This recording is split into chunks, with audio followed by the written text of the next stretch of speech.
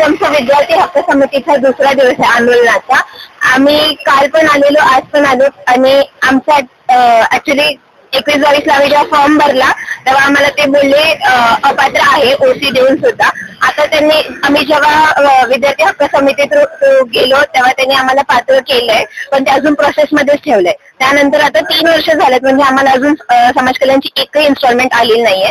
आमच्या हॉस्टेलचं भाडं वाढलंय पण आम्हाला अजूनपर्यंत आम्ही तो लाभ नाही घेऊ शकलो स्वतःचा.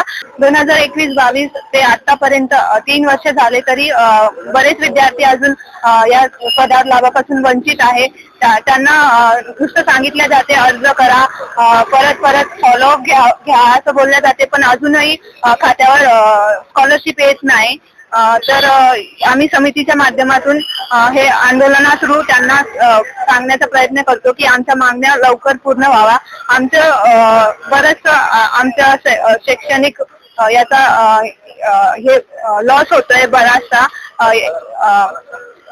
खूप टाइम पण जातोय या गोष्टीमध्ये. हे कामं लवकर व्हावी अशीच विनंती करते. हा आंदोलनाचा दुसरा दिवस आहे आमचा.